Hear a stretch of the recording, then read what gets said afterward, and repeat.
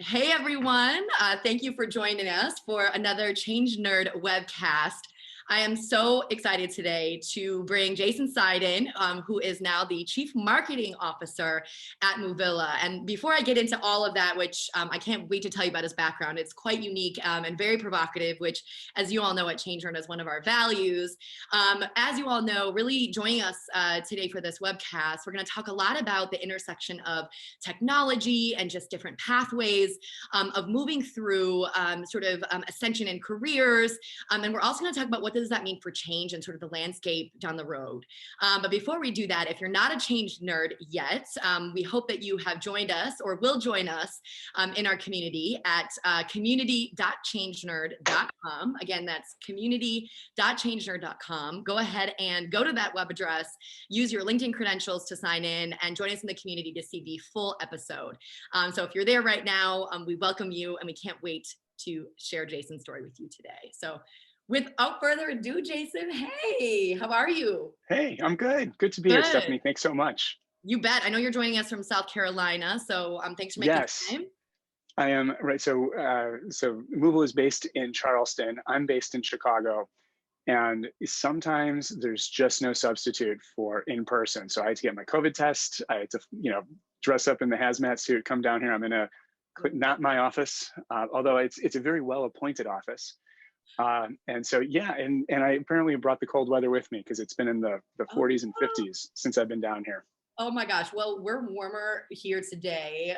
So hopefully you get to come back and enjoy the weather a little bit. Exactly. But I want to introduce you, really. I'm sure people have already connected with you because you're just such a fabulous human. You had probably one of the most interesting career trajectories that I've seen in a very long time. So I just want to introduce you, if that's cool. You started out your career as the executive producer of rollingstone.com, which is incredible. And then you made the switch and really thought about sort of leading change management. You did a lot of management consulting and leadership development. And then you moved into LinkedIn. I believe they gave you a call and said, hey, come on over and do some work for us. And then you bought and sold the business. And then there's some more in there that I'm sure I'm leaving out. And now you're the chief marketing officer at Movilla. So I know I didn't do your intro justice, but tell us a little bit about what brought you to Movilla and kind of fill in the gaps for us a little bit with the thread of change and change management. Yeah, so at some point along the line, I think somebody said, you can live your story. And I think I probably took that a little bit more literally than what was meant. So I had the fortune of graduating college right into the very start of the .com boom. So I was developing websites and fell in with a company in Chicago called Jam TV. We were pushing concert video through 56K baud modems, like just a little ahead of our time. Yeah. And we ended up becoming rollingstone.com. Like you said, I was the executive producer, and my job was trying to figure out how to nudge the behavior of 20 million people every month into, wherever we wanted them, read a piece of editorial or what. And by the way, right, when you're promoting concerts and you have editorial, from rollingstone.com, that's not always easy to manage. I'll say that, right? Not every concert comes with an album that gets glowing reviews from editors. So very early on, I learned about some of the conflicts that can happen behind the scenes when you're trying to blend editorial integrity with, the needs to make a living. And yeah, like as you said, these were heady days. Every company was just kind of like camp run amok. So I was fascinated by the individual dynamics that were at play and how change was happening and how power dynamics were playing out. And went back to school, got a degree in organizational behavior and finance, because those two things go together. Focused on the organizational behavior side, spent 10 years doing team building and change management work for executive teams, and got an interesting call from LinkedIn saying, hey, we share some clients, you are treating social media as a communications tool rather than a tech tool. We want to outsource our training, gobs of our training and consulting. We're looking for partners. And I ended up partnering with LinkedIn, growing a business that really focused on the use of social for recruiting and sales. which, at that point, 10 years of work history going through the dot-com boom, and then, interpersonal dynamics. It's like social media was sort of made for me. So I spent the next decade or so working on user adoption, one form or another, just trying to get people to actually change and use software and, adapt new processes. Just all of it. So that brings me current. The gig at Movila really takes that to the next level. We've the world's evolved. And when I was talking with the CEO, Mike, he built a tool that I had never seen anything like this. He built a tool that provides an objective measure to the change process and to the project management process, and allows people to debug their process. Like, what's holy cow. And in addition to visualizations, so as opposed to some of the competitors out there that just make the typical, make a list, make a Gantt chart process easier, we kind of looked at it and went, wait, that process is fundamentally flawed. These technologies are like 100 years old. We need to act, like, if we want a different outcome, we need a different set of inputs. And so I really spent time looking at things like critical path and some of the other tools that are more helpful. And when I saw these, I was like, you know what? We're actually able to do now through technology what I've been doing through service for the last decade. Sure. And as soon as I saw that and recognized the opportunity for scale, I was like, yeah, count me in. Yeah, that's incredible. And I love the journey. I mean, I'm sure all the listeners right now are thinking like, oh my gosh, like that story is so incredible, because the thread throughout is really this intersection of technology. Even back in the day, you're talking about using social media, right, to nudge behavior. So it's sort of this intersection of technology, nudging or changing behavior, and then really change management when it wasn't necessarily change management yet. Yeah. So I want to dig into that a little bit more. Sure. Yeah, go ahead. I'm sure you've got a couple of things locked and loaded. So go ahead. Don't let me ask you a question. Go ahead. Now, I was going to say, just, as kind of a preview to it, one of the things that I'm excited about what I'm doing, and one of the biggest challenges I've seen, is people want change, but oftentimes don't really want it. It's what change looks like, Stephanie? Change looks like puberty. That is a huge change for most people, right? Right. You can be a kid. You're like, yes, I want to be a strapping adult. I want to be like, you got to go through hell to get there. True. And that's right. And, and people will say, look, but that's, we should manage change well. But fine, you can manage it as well as you want. At the end of the day, people actually have to stop being what they currently are and start being something else. And that process can be dicey. Some people it's easy, others it's dicey. If you have an organization, there's going to be a mix. And so, anything to facilitate real change and bring a measure of truth to it, bring a level of safety to it, but also a measure of truth to it, so that we stop selling crap and trying to tell people, oh, it's going to be it's not going to be easy. And the more you tell me that, the more I know you're full of it. Right? Yeah. So now with that as the basis, ask away. What can I tell you? Yeah, I know. I love it. Well, and one of the things I think a lot of us, especially in the ChangeNerd community, or even just in change management in general, I think we struggle with the metrics or the KPIs or the things around, how do you know when a change project is successful? I mean, I know, just the communities that I'm in, that's one of the hottest topics is, we make a dashboard, or you have a KPI, your indicators, your leading and lagging, and we use that language, but there isn't an easy go-to or, a nice sort of standardized, scorecard, as we all like to call them. But, one of the things that I think that you guys are doing really well and that we've talked about, I want you to share with our listeners, what does it look like to measure success with a project, a change project? They're all intermingled, but we know project management is such a separate discipline. So what are the key metrics? What are these things that you guys are unveiling and you're looking at that can help practitioners be better in their role? So let's start at the basics. Like, how is this happening today? Right. And I think how it's happening today, there are some companies that have metrics. There's that, yes, but largely what's happening is companies are they're managing this with color: red, yellow, green. Am I in the red? Is my project yellow? Is green? Green means go. And that's as far as our metrics really get. Right. We take all the numbers from all the dashboards and we put them into a feels yellow, right? And here's the real problem is behind red, yellow, green is a person. And so, as I've been talking to folks and we've been rolling this out, almost everybody that I talk to right now, red, yellow, green, uh, it's a faceplate. The way they really know if a project is on target is who's on top of it. So I could hear Stephanie tells me she's got a green project. Jason tells me he's a green project. And I'm like, Stephanie knows what she's doing. Green means green. Jason, no. Like, I still am going to dig into that, or somebody comes to me with a yellow. I'm like, yeah. You just called that yellow so you can get some extra resources. It's not, you're fine. And it's not objective at all. And so that's a problem. Like, that's the problem. But, not just that there's no numbers out there, it's that we have this filter. And so you go down the rabbit hole. It's like, well, why is this the case? Well, the tools we're using are 100 years old plus, right? If you're doing any kind of project, you're using a Gantt chart that was developed 100 years ago. It does some stuff really well.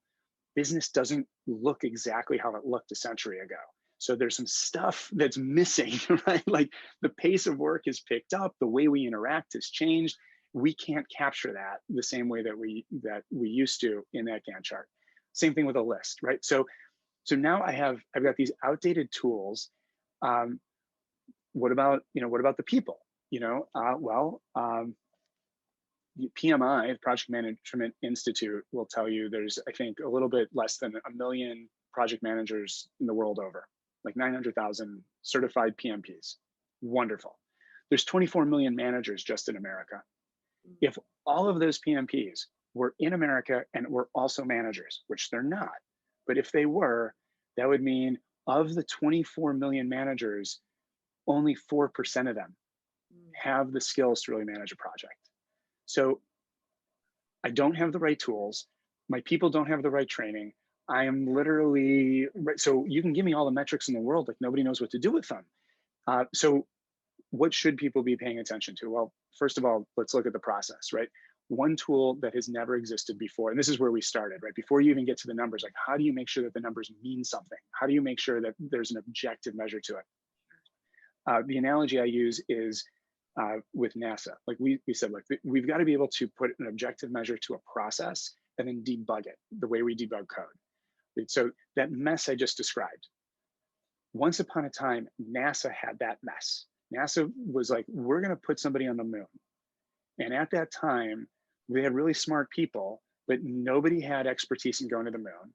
And the tools they had were like abaci and slide rules and basic calculators and pencils and paper and chalkboards, right? I love that you just said the plural version of an abacus. So right, that was just, anyway, sorry. I'm sure somebody was using one, and so when they were talking about debugging, it literally meant removing bugs from the machines running punch cards, right? And they had a problem. They blew up a rocket. And I forget the exact number. It was like $80 million.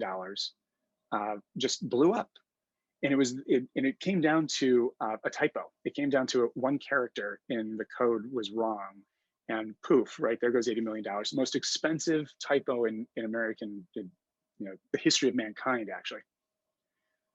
Well, we've created debuggers to debug code since then.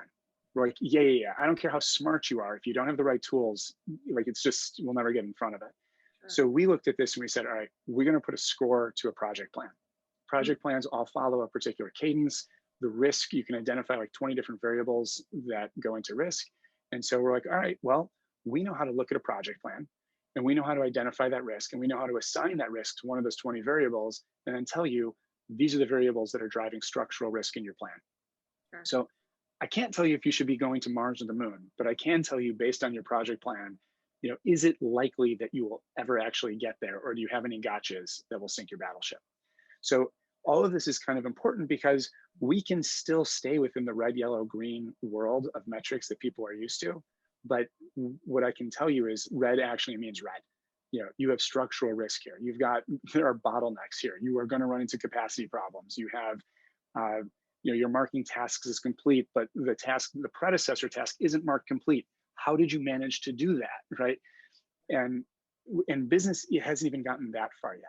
So the question of like, what metrics should we be paying attention to?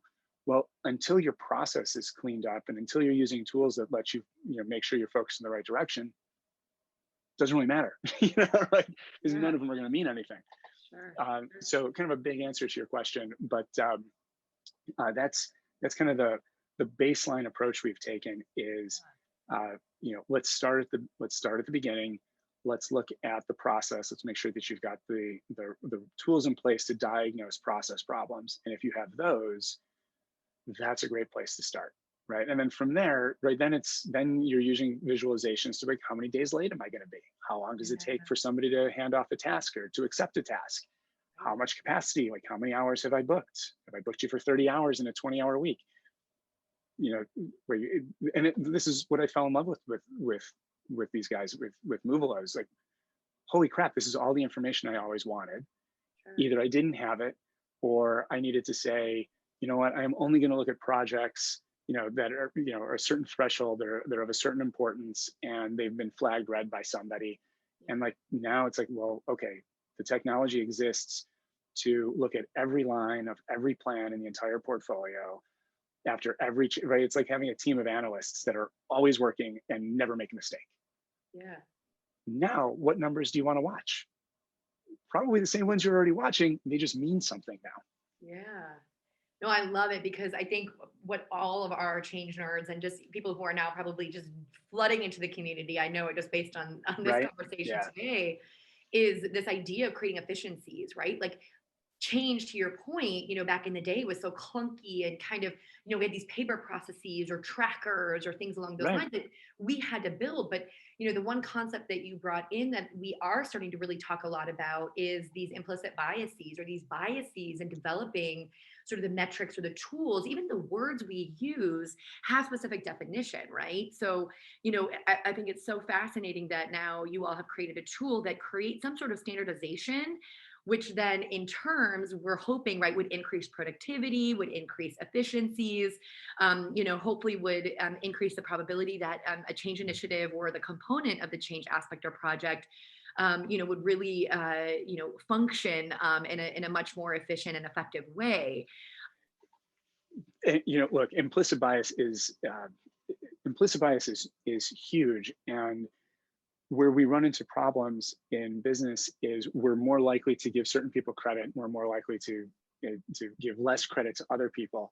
Well, that's a problem. So, so the way that I view the world, businesses are going to fall down when it comes to change. You're any kind of process, workflow management, you're going to fall down in one of three areas. You're either going to fall down in the planning phase, in the execution phase, or with the people.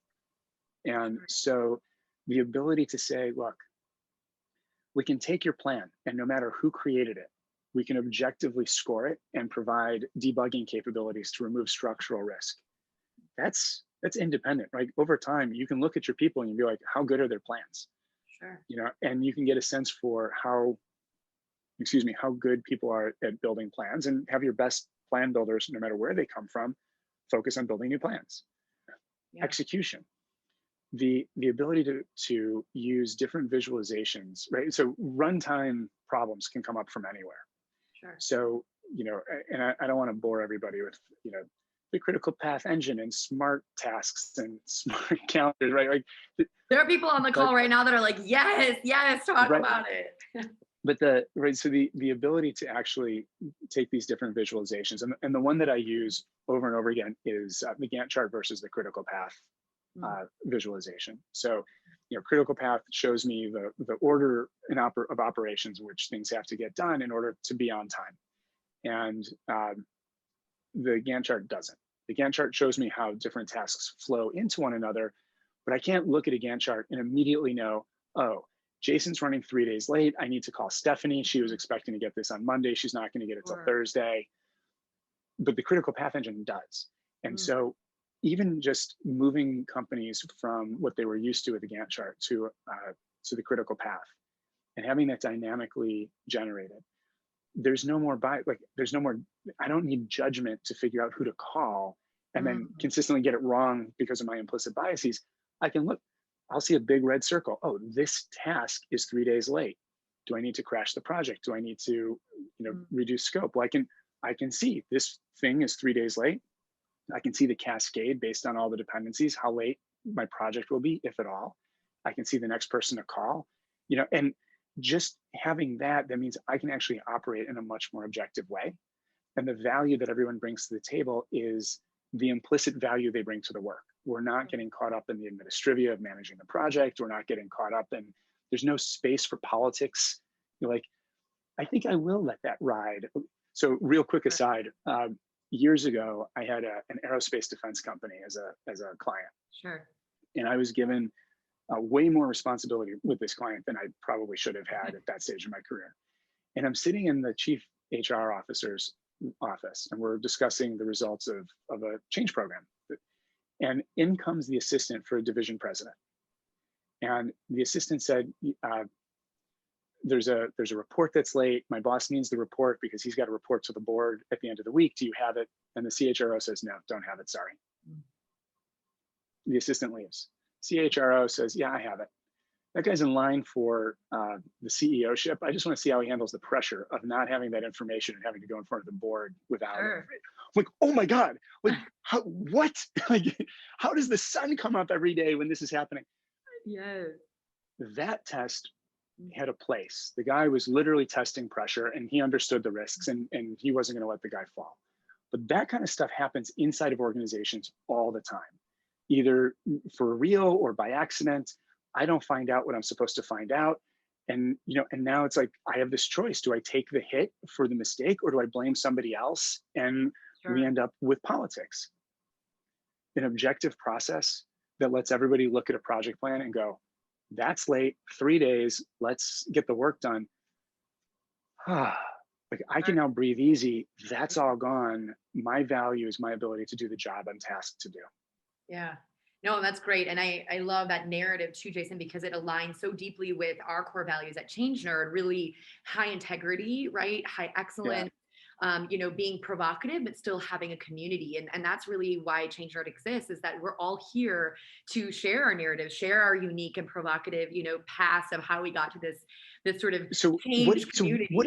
What do you hear? So you're in the community, you're talking to everybody. Like, what do people tell you? Like, what's the biggest challenge that folks have? Or what are some of the most provocative ideas that you've heard lately? I'm turning the tables on you. I know. I was like, what? Jason? Like, now you're interviewing me. Okay, we'll bring you on as a pseudo ChangeNerd interviewer. The biggest one I think nowadays, and this is what Brian and I are actually doing with ChangeNerd is, is change management a specific internal full-time role, or is it like a rocket pack that you're putting on every single project? And it's more of this gig mentality. And what Brian and I are really looking at with ChangeNerd, and we started beta testing back in January, was really around what we've created now, which is called ChangeNerd Gigs. And it's you guys know our mission. It's on our website everywhere. It's really connecting the right people with the right people for their professional and personal ambitions. And that's really our mission with ChangeNerd. And so back in January, when COVID started to hit, or I should say January of 2019, or excuse me, of 2020, when COVID hit. I don't even know what year it is. See, that's what happens to you. I know, right? Last week, last year. I know, you don't know. And really hearing from our community members, our change nerds, they were saying, either I've been laid off, or, I'm looking for my next project and everything is remote now. What we took is we actually are flipping it on its head, and we're saying, now that we do have this remote culture, ChangeNerd has always been a community that's been remote, and an online digital learning community that has an international and global presence. And we have people from all over the world who belong. So now it's this provocative idea of, now with, the murder of George Floyd and everything happening with systemic racism, we know that culture change from, a diversity, equity, inclusion, and belonging standpoint is a huge culture change. A lot of companies are very far away from that goal of really building an inclusive and a belonging culture that really respects diversity and an inclusive sort of process of getting to that rich solution that will drive the business results. So we're really looking at that as, it's now kind of this rocket pack. It's coming in and saying, oh, you want to change the culture? You need somebody who's really well versed and is a master in change management or transformation or business transformation, whatever fancy word we want to put on it, to drive that project and make sure that you don't have, to use your NASA story earlier, you don't have that one transposition of numbers or translation. They're there as an internal expert in change and transition management or transformation. They don't need to be an expert or a SME in the actual industry or content. I would say that's probably the most provocative thing that we're looking at. Yeah. Yeah. We're attacking the same problem from different perspectives. And the remote work, check the box. It's a huge. We hear about this all the time, that some of the value of our software and the handoffs and what we do is it enables that down the hall kind of feeling and that contextual chat, even in a remote environment. But the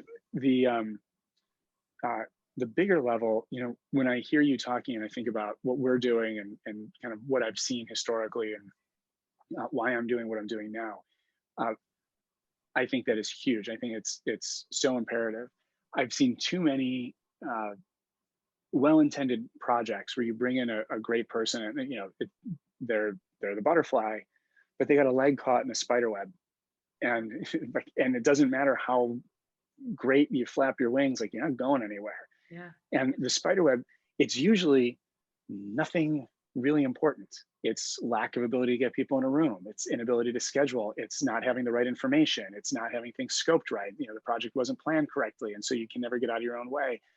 There's all of these facets of work that have to, like, this friction that just has to be eliminated in order to allow people who have the skills to do what they're brought in to do. Yeah. And, I would say in a very important way, clearing the decks is got to be part of the solution. You can't just know what you know and go in and like, hey, we're going to go. You also need to have a process, and you need to have tools that let you get out of the weeds, disconnect from the spider web, and fly, my butterfly. I feel like we should have like butterflies that like just get released right now, I'm sure, the office that I'm sharing right now, I'm sure there's a butterfly in here somewhere. I love it. Oh my gosh, Jason, this has been incredible. Before we close out and before we sort of close today, you have so much knowledge just in the thread that you have gone through so many different industries over the course of, your tenure in your career. And knowing that one of our values is being provocative, I'll just turn that question back over to you. What should our ChangeNerd listeners be listening to? You're a chief marketing officer, right? That's very rare that, but it's so incredible. And that's what Brian and I are trying to sort of talk through, is that at the executive level, change management is one of the most basic and fundamental concepts, right? And competencies that we hope that every single executive has the same brain that you do. So talk to me a little bit about, you can either kind of go the route of, what do executives need to be thinking about from a change management standpoint, or, what are you seeing as an executive that is really important to provocatively be thinking about with sort of the landscape of change and all of the environmental changes that we have coming up. So I know that's like 15 questions in one, but I know you have 15 answers. So right, there's like so much going through my head right now. Like bold transparency goes through my head. Stepping, but we also know there's still a lot of fear out there. So it's like, okay, well then, how do you make truth safe? You're talking about change management. You're going to be bringing truth to power. You got to be able to wrap it in a smile. At the end of the day, if I look at this from the perspective of executives, there's a lot of change. There's too much. It's moving too fast. So being able to put facts and objectivity to places where there's subjectivity, it's of critical importance. Because, right, so when somebody comes into an executive's room and tells them a piece of information, even before the executive assesses the information, the executive has to assess the person and how trustworthy they are. Sure. And I feel like or I should say it's my experience, that a lot of people believe and feel that their value is in whatever interpretation they can add to the facts. And what they don't understand is that interpretation just makes it harder to communicate the facts. Yeah. And so focusing on objectivity, focusing on repeatable, consistent processes, predictable processes. Like, of course I'm going to say this is why I came to Movila. looking at change and saying, look, let's not kid ourselves. We're all special snowflakes. And from 4 feet away, just like snowflakes, we all look exactly the same. So let's get the commonalities out there. Let's identify what we can identify as just consistent parts of our process across the board. And let's agree on those. And let's have a process that will measure those the same way every time. That will free you up to do the stuff you want to do. But if as change managers, you're kind of holding on to that and be like, I have special sauce. I am better than all. Then every time you go into an executive, they have to like, are you really better? Am I really seeing something different? What's different? How do I assess it? And then I can get to the information you're actually telling me. You're just slowing yourself down. So my provocative idea is embracing that gigness to this, embracing some of the commodification of the process, where we've traditionally found value. Like, hey, no, let that go. Let the value elevate to what you're actually doing, how you're using the process, the ends to which you're applying that process. That's got to be our value moving forward. The process has to be consistent, because if it's not, there's just too much, and the executives that we serve can't make a decision fast enough to let us fly. Yeah, I love it. Jason, every time we chat, I always get so excited. I feel like I always need like a typewriter to be taking down all the notes and the key nuggets. So I'm so glad that we got you here at ChangeNerd and for us to chat through everything. So if you all who are listening or watching want to continue the conversation with Jason, obviously we've put his LinkedIn profile and tagged him here, but it's Jason Seiden, again, the Chief Marketing Officer at Movila. So thank you so much, Jason, for joining us today. For those of you, I know I said this in the beginning of our webcast today, but if you haven't joined yet and aren't a part of our ChangeNerd community, we're going to be excited to have you. So go to community.changenerd.com. Again, community.changenerd.com to join our community and get in on the action with the conversation. In addition, I realized today I talked a little bit about ChangeNerd gigs, which we haven't done much about. If you want to learn more about that, you can go to our website, changenerd.com. Super easy, changenerd.com. You can also follow us on Instagram at ChangeNerdLife. So we're excited. Jason, thank you so much again for taking some time out of your day. And we wish you all the safe travels. And we'll definitely talk to you soon. So thank you again.